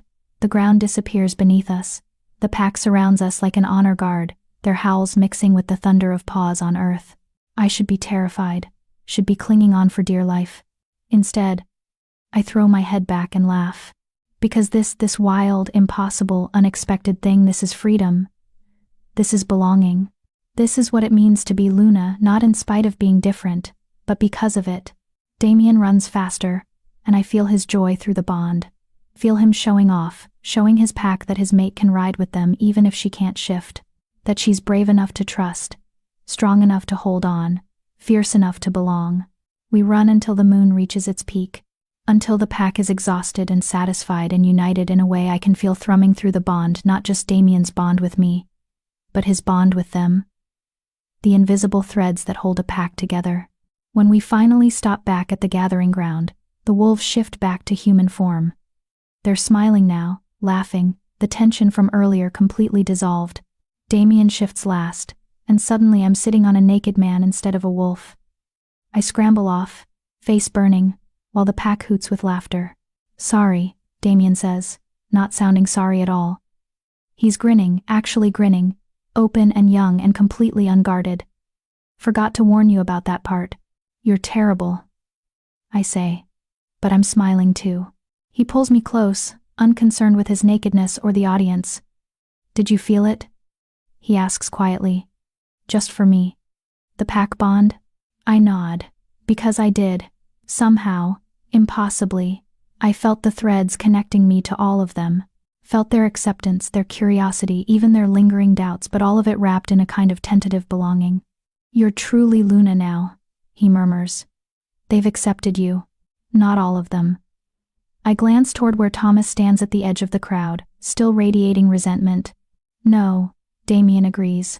Not all. But enough. That's all any Luna can hope for. The celebration after the run lasts until dawn. There's food and drink and music, drums made from hollow logs, voices raised in old pack songs. I sit beside Damien on the raised platform, his arm around my waist, and watch his pack celebrate. Margaret appears with 2 cups of her moonflower whiskey. You did well, she says, handing them to us. Better than well. You rode an alpha wolf through the sacred run on your first gathering. That's either bravery or stupidity, and I haven't decided which. Can't it be both? I ask. She laughs. With you too? Definitely both. As she walks away, Damien pulls me closer. I saw one version tonight, he says quietly, his breath warm against my ear. Just one. Not 3. Just you, brave and real and exactly who I need. Which version? Does it matter? No, I admit. I suppose it doesn't. We sit in comfortable silence, watching the pack. And I let myself believe just for this moment that maybe we've won. That maybe the curse is broken, the pack is united, and nothing can touch this fragile, beautiful thing we're building. I should know better. Because across the clearing, Thomas watches us with eyes full of cold calculation, and when he finally leaves the gathering, slipping into the shadows like a ghost, I feel the first whisper of dread curl in my stomach. Something is coming. Something that will test whether this pack's acceptance is real or just a performance under their alpha's watchful eyes. But tonight, wrapped in Damien's arms while his pack celebrates around us, I push the fear away. Tonight, I'm Luna. Tomorrow, I'll worry about keeping the title. Don't forget to subscribe. Chapter 7. The Broken Bargain. I wake 3 days later to shouting. Not the normal sounds of pack life training, sparring, the daily controlled chaos of 300 wolves learning to coexist. This is different. Urgent. Angry. Damien is already out of bed, pulling on clothes with the efficient speed of someone accustomed to middle-of-the-night emergencies. Stay here, he says, but I'm already reaching for my robe. What's happening? I don't know. But it sounds like it's coming from the main hall. He pauses at the door, conflict warring across his face. Pamela, please, stay here until I know what we're dealing with. I'm Luna. If there's trouble, I need to know you're safe so I can handle it without worrying. He crosses back to me, pressing a hard kiss to my forehead. Please. The please does it. I nod reluctantly, and he's gone. I last exactly 5 minutes before following. The main hall is chaos. At least 50 pack members have gathered, forming a loose circle around the center where Damien stands facing 3 people I don't recognize. 2 men and a woman, all wearing the formal attire of visiting dignitaries. Their scent marks them as wolves, but not blackthorn wolves. And behind them, looking smug and vindicated, stands Thomas. Unprecedented breach of protocol. One of the visiting men is saying, his voice sharp with authority. You marked a mate without proper verification, without ensuring she met the basic requirements for Luna. Careful. Damien's voice is deadly quiet. You're in my territory, speaking about my mate. Choose your next words wisely. We're not here to challenge you, Alpha Blackthorn, the woman says smoothly. She's older, silver-haired, with eyes that calculate everything. We're here as representatives of the Northern Council. We received concerning reports about your recent mating. My stomach drops. The Northern Council, the governing body that oversees all packs in the territory, that mediates disputes and enforces ancient laws. They have power even over alphas. What reports? Damien asks, though his eyes have already found Thomas in the crowd. Reports that your mate cannot shift, the second man says. That she's barren. That she was marked by mistake during a ceremony meant for another woman. He pulls out a scroll, unrolling it with theatrical precision.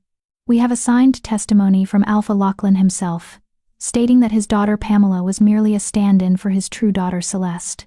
and that the marking was an unfortunate accident. My own father testified against me.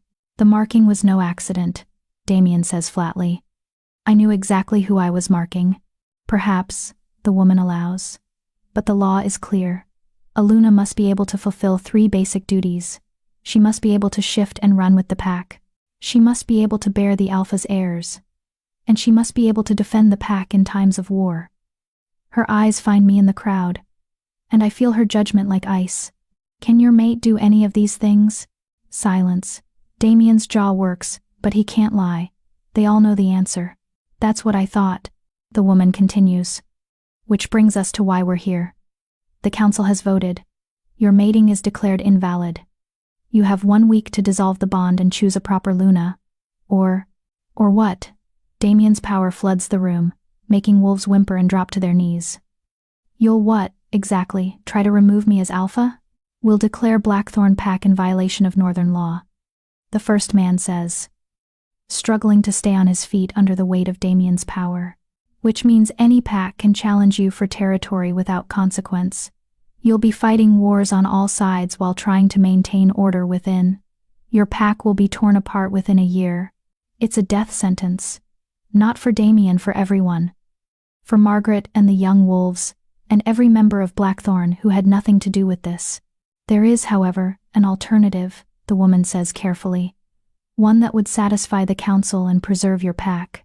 Here it comes. I know what she's going to say before she says it. Dissolve your bond with Pamela Blackthorn. Take a proper mate. We have several suitable candidates, including Celeste Lachlan, who was originally intended for this union. Pamela can remain in your territory under pack protection, honored as your first mate, if you will. Everyone saves face. The law is satisfied. Your pack survives. It's the arrangement, the exact one Damien proposed on our wedding night, me as decoration, another woman as functional Luna. Except now it's not a choice. It's a demand. I watch Damien's face, and see the calculation happening behind his eyes. See him weighing his pack's survival against. What? Against me? Against 3 weeks of midnight stories and whiskey, and learning to see past the curse? How much am I worth compared to 300 lives? How long do I have to decide? Damien asks, and my heart shatters. Because he's not refusing. He's not telling them to leave his territory, not defending our bond. He's negotiating. 1 week, the woman says. We'll return in 7 days for your answer. Choose wisely, Alpha Blackthorn. Some things are worth sacrificing for the greater good. They leave with Thomas trailing behind them like a faithful dog. The pack disperses slowly, whispering, uncertain. And Damien still hasn't looked at me. Damien. I say quietly. He flinches at his name. Finally turns to face me, and the devastation in his eyes almost makes me forgive him. Almost. Pamela, which version do you see right now? The question comes out bitter. The manipulative one who trapped you into this bond? The broken one who's cost you everything? Or the perfect one you're about to sacrifice for your pack? Don't do this. Do what? Ask you to choose me over 300 lives?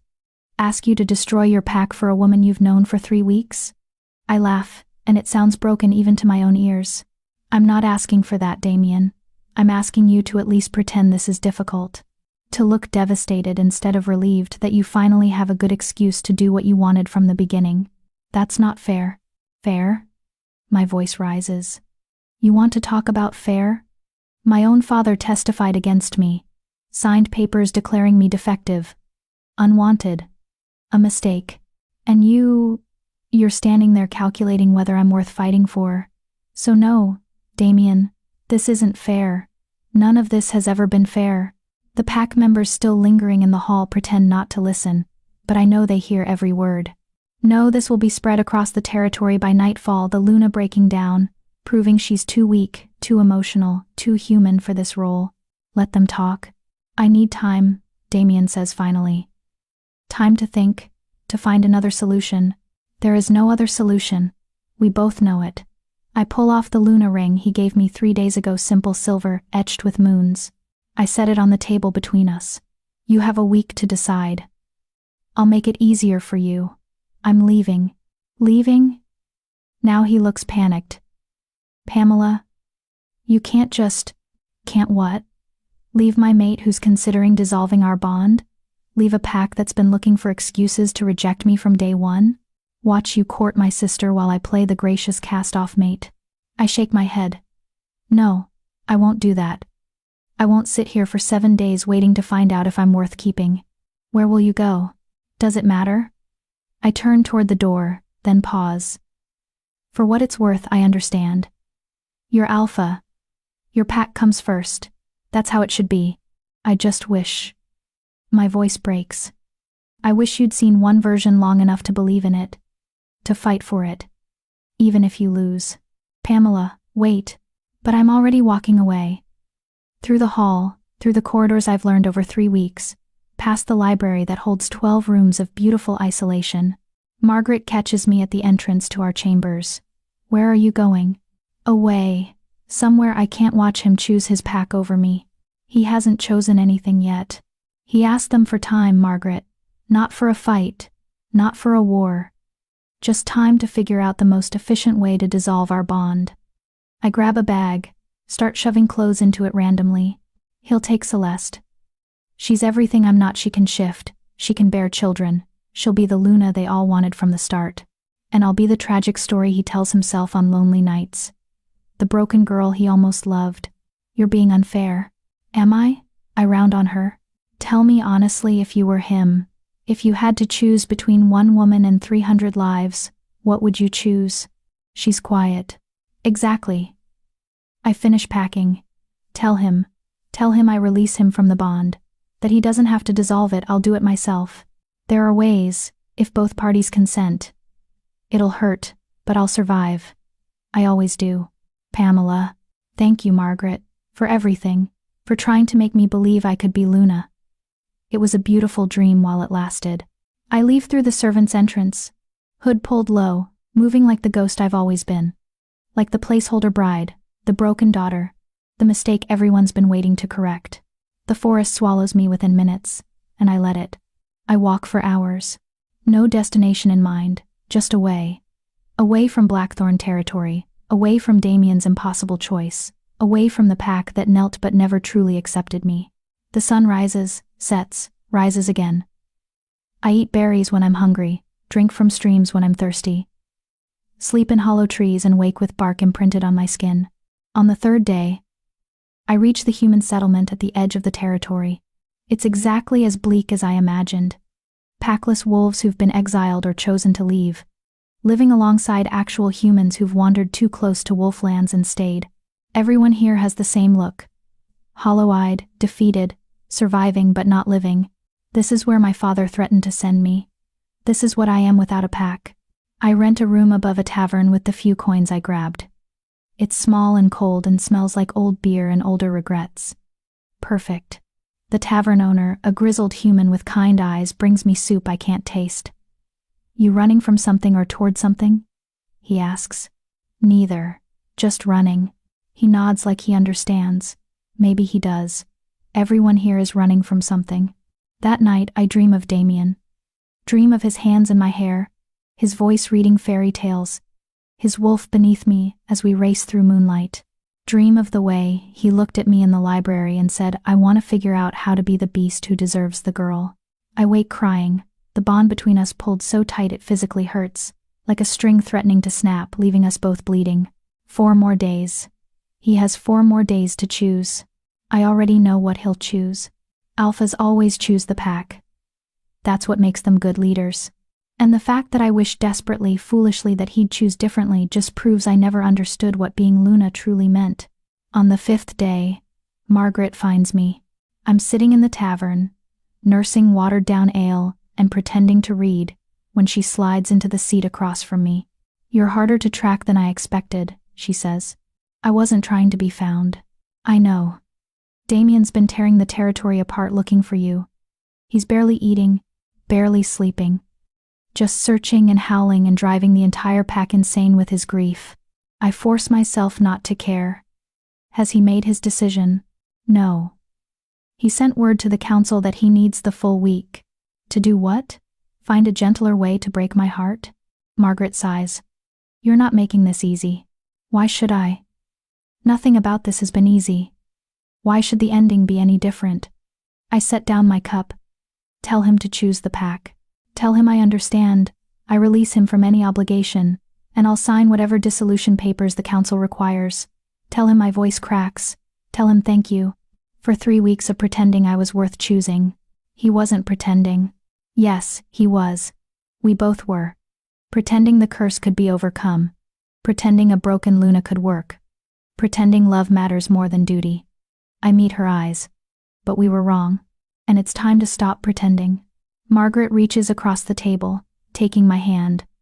What if I told you there's another way? A way to satisfy the council without dissolving your bond. Hope flares, painful and unwanted. What way? You'll have to come back to find out. No. Tell me now, or I stay here. She studies me for a long moment. Then, Damien found something in his father's journals. A loophole in the Northern law. But he needs you there to invoke it. And he needs you to trust him one more time. I don't have any trust left, Margaret. Then come back anyway. Come back angry. Come back broken. Come back convinced he'll betray you. Her grip tightens. But come back, because in 2 days, the council returns. And if you're not there, if you don't stand beside him when they do, he'll lose everything. Not just you, the pack, his title, his life's work, everything. It's manipulation. Obvious, transparent manipulation. She's using my guilt, my lingering feelings, my inability to walk away when people need me. And it works anyway. Fine, I say. I'll come back. I'll play whatever role he needs me to play for the council. But after that, I'm done. No more midnight stories. No more fairy tales. No more believing in impossible things. Fair enough. We leave the settlement at dawn, and with every step back toward Blackthorn territory, the bond pulls tighter, stronger, like it's trying to drag me home against my will. Or maybe like it never wanted me to leave at all. Chapter 8, The Promise. The castle is in chaos when we arrive. Pack members run in every direction, carrying weapons, reinforcing defenses, preparing for what? War? The council's arrival is still a day away. What could possibly require this level of mobilization? Margaret grabs a passing wolf, a young female I recognize from the gathering. What's happening? Lachlan pack. The girl pants. They're here. Alpha Lachlan and 50 warriors, demanding to speak with Alpha Damien. Something about reclaiming his daughter and dissolving an illegal bond. My father. Of course. Not content to simply testify against me, he's come to personally ensure I'm removed from Damien's life. Where's Damien? I ask. Main courtyard. He's been negotiating for 3 hours, but it's not going well. Alpha Lachlan keeps demanding to see you, and when Damien couldn't produce you, she trails off, looking uncomfortable. What? He accused Damien of killing you. Said he'd use your death as grounds to invoke blood law and challenge for Blackthorn territory. Horror floods through me. That's insane. Damien would never. We know that. But Alpha Lachlan has the council representatives with him. If he can prove you're dead or harmed, he can legally challenge. And with the bond already in question, the council might support him. This is worse than I thought. Much worse. My disappearance hasn't just hurt Damien personally, it's given my father ammunition to destroy everything. Take me to him, I say. Now. The main courtyard is a standoff. Damien stands on the steps of the castle, flanked by his beta and senior pack members. He looks terrible, gaunt, exhausted, barely holding himself together. The bond between us throbs with his pain, and I realize what this week has cost him. He wasn't calculating. He was drowning. Across from him, my father stands with his warriors and the 3 council representatives. Celeste is there too, dressed in formal Luna attire, looking every inch the perfect replacement. Simple proof of life, my father is saying. Produce Pamela, alive and unharmed, or admit you've failed in your most basic duty as a mate. Admit you've lost her through negligence or worse. I told you. Damien's voice is raw. She left of her own accord. She's safe, convenient, and yet you can't produce her. Because I don't own her. She's not property to be produced on demand. My father laughs. She's your mate, your responsibility. If you can't even keep track of one defective girl, how can you be trusted to lead a pack? That's when I step forward. The crowd parts around me, wolves gasping, and my father's face goes pale. Good. Let him see that I'm alive, that Damien didn't hurt me, that his entire play for power just collapsed. But I don't look at my father. I look at Damien. His eyes find mine across the courtyard, and I see everything in them: relief, joy, fear, hope, desperation. All three versions of me reflected back, but underneath it all, love. Messy, imperfect, cursed love that chose to keep looking even when it hurt. Pamela. He breathes. I climb the steps to stand beside him, exactly where Aluna belongs. I'm here. His hand finds mine, gripping tight enough to hurt. The bond surges between us, and I feel his exhaustion, his terror at losing me, his desperate hope that maybe I came back for more than just saving his pack. Where have you been? My father demands. We've been here for hours. I was away, I say calmly. Finally turning to face him, thinking, deciding whether a bond formed by mistake was worth keeping. Something flickers in Damien's grip, fear that I'm about to reject him publicly. And, the female council member asks, what did you decide? I decided, I say slowly, letting every word land, that mistakes are only failures if you refuse to choose them after. That a bond formed by accident can become real through intention. That being chosen despite every logical reason not to be is worth more than being wanted for what you can provide. I turn to Damien fully now, and speak only to him. You asked for time to find another solution. I'm sorry I didn't give it to you. Sorry I ran instead of staying to fight beside you. Sorry I assumed you'd choose duty over me when I've never given you reason to believe you wouldn't choose both. Pamela, let me finish. I squeeze his hand. I see three versions of you too, you know. The monster everyone fears. The alpha who calculates every move. The man who builds libraries for his dead mother and reads fairy tales at midnight. And I've decided I choose all three. The curse, the crown, the softness he tries to hide. All of it.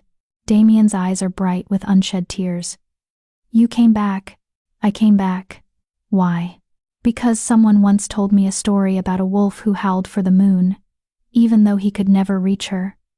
And I realized I'd rather spend my life howling for the impossible than settle for anything less.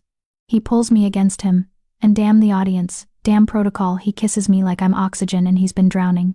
The bond flares so bright I can feel it in my bones, in my blood, in every cell that makes me me. When we break apart, my father is purple with rage.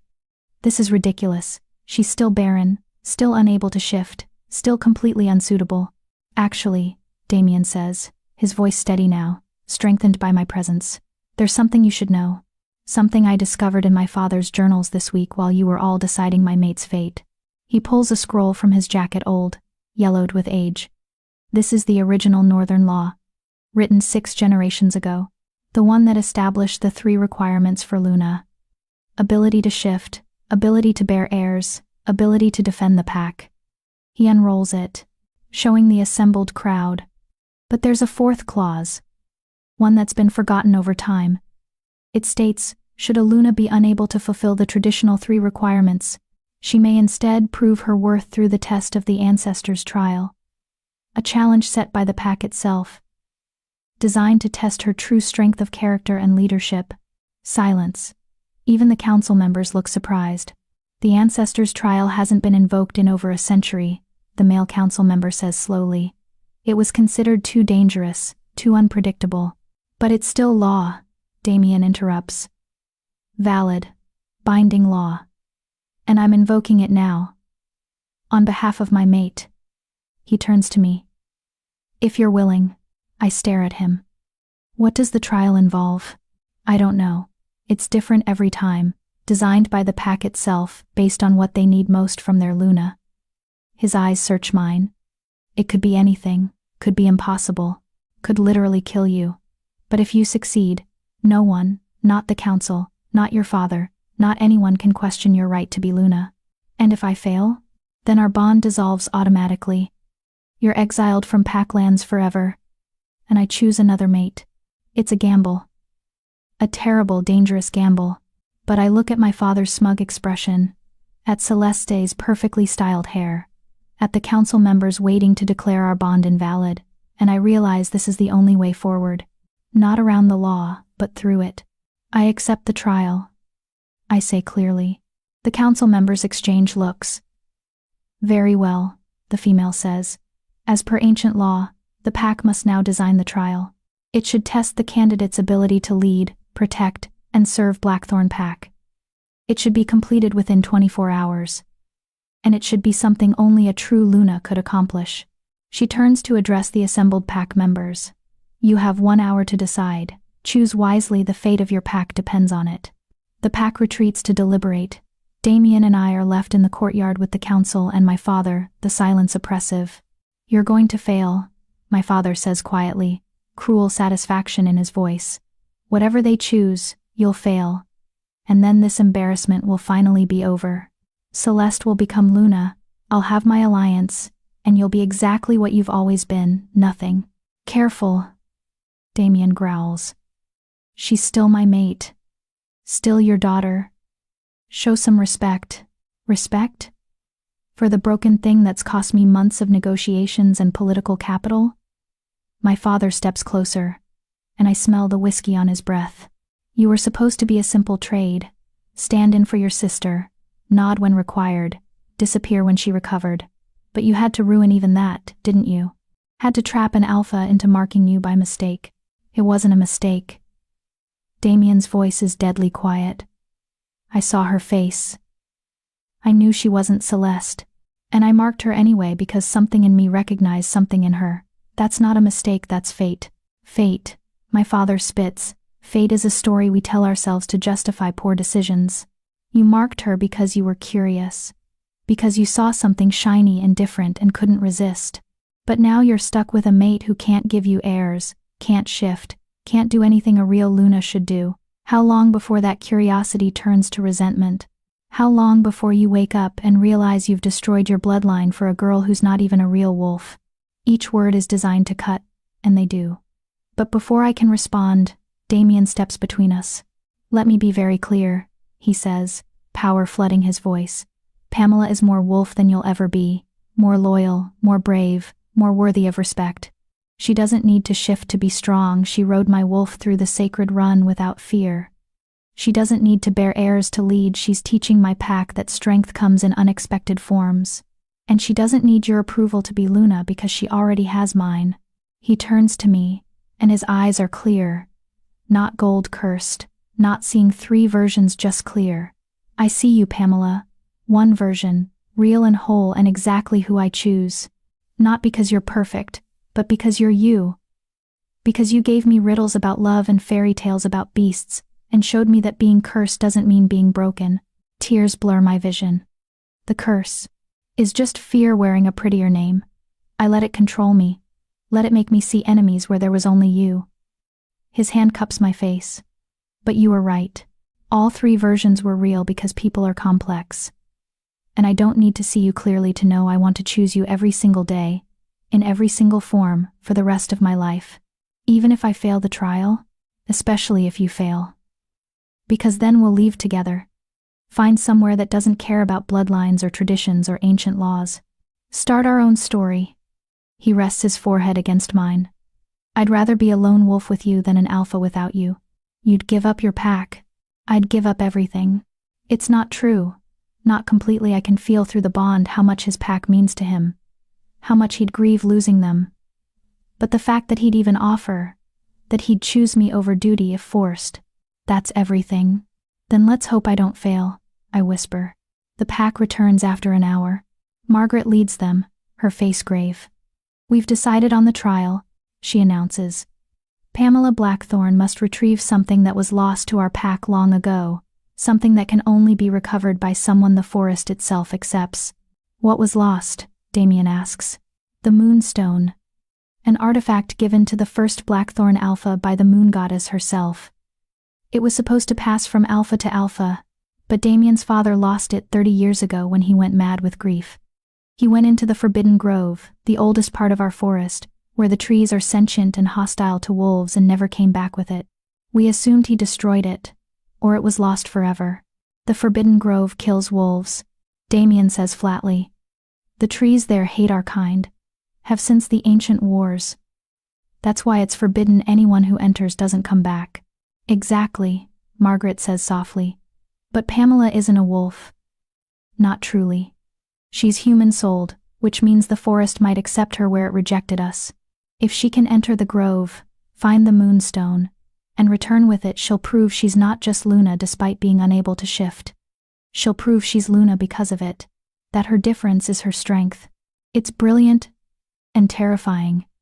A trial designed specifically for what I am, not what I lack. How long do I have? I ask. Sunset tomorrow. 24 hours. Margaret's eyes are sympathetic. I won't lie, the odds aren't good. The grove is dangerous even for humans. But if anyone can do it, it's you. I turn to Damien. I need to go alone, don't I? Yes. The trial is yours alone. His jaw clenches. I hate this. Hate sending you into danger I can't protect you from. That's the point though, isn't it? Proving I don't need protecting. Proving I'm strong enough to stand beside you, not behind you. You've already proven that. To you. Now I need to prove it to them. I glance at the assembled pack, at the council members, at my father's skeptical expression. To everyone who thinks broken means useless. You're not broken, Damien says fiercely. You're different. I know. I kiss him softly.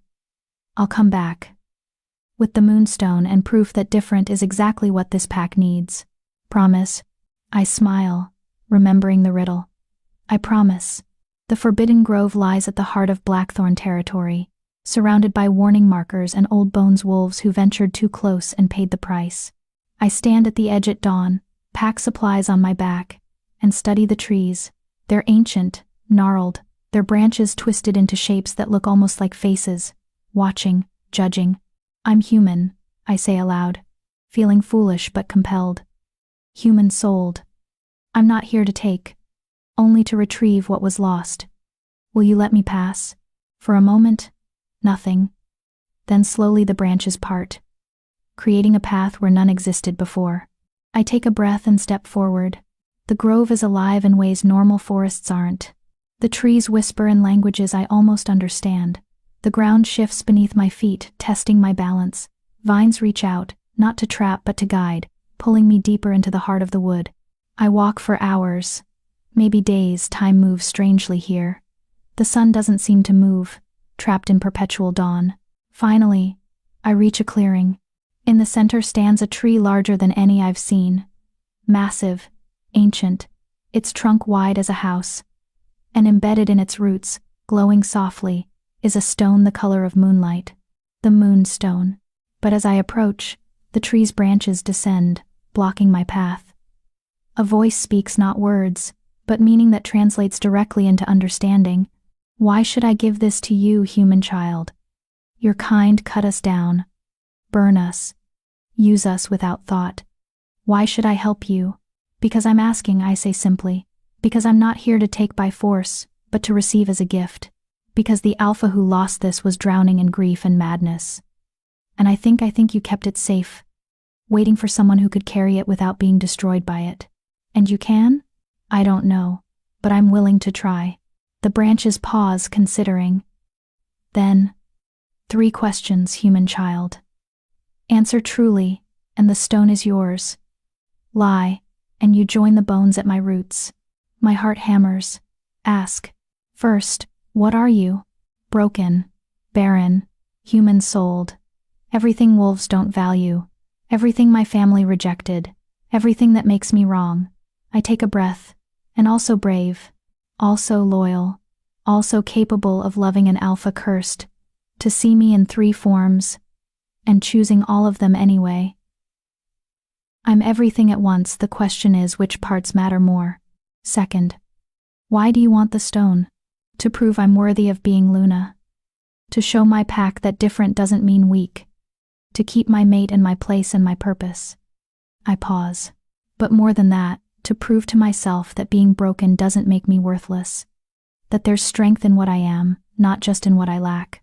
Final question. What is a promise? The riddle. The answer I gave Damien 4 weeks ago that changed everything. A promise, I say slowly, is the thing that breaks when you name it, but grows stronger when you keep it. It can't be bought, forced, or stolen. It's weightless but can carry the world. It's fragile but unbreakable.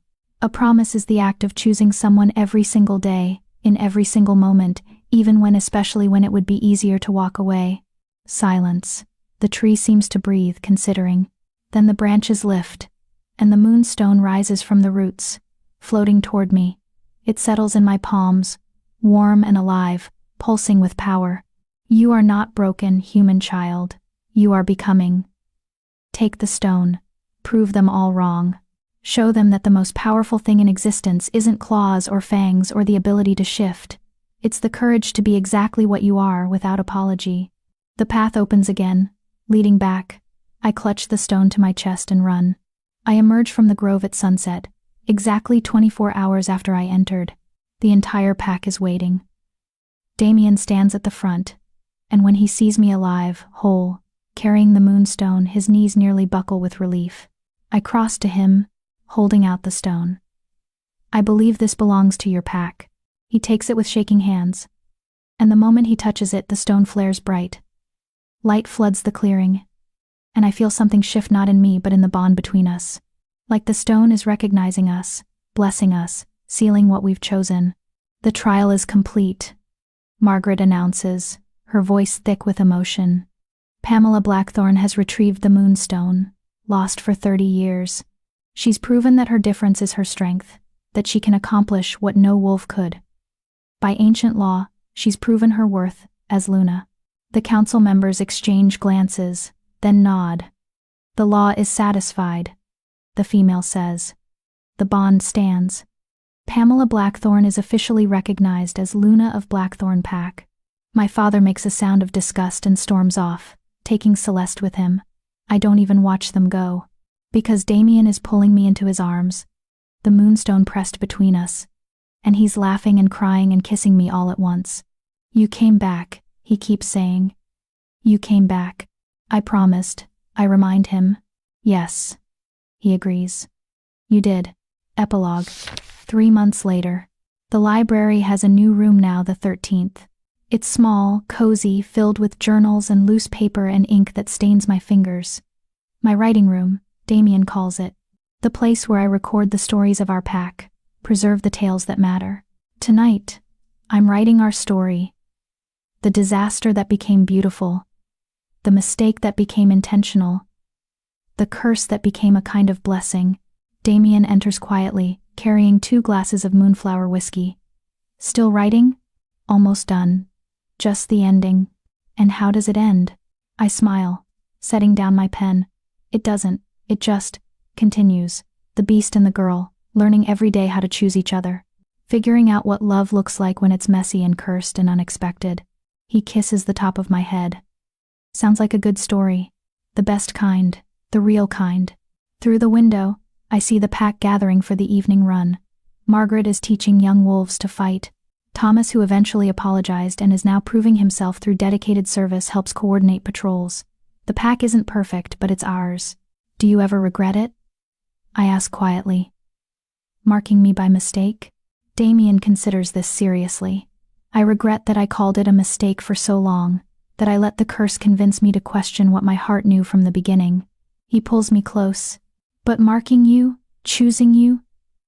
That's the one thing I've never doubted. Not really. Not even when I was seeing 3 versions and terrified of picking wrong.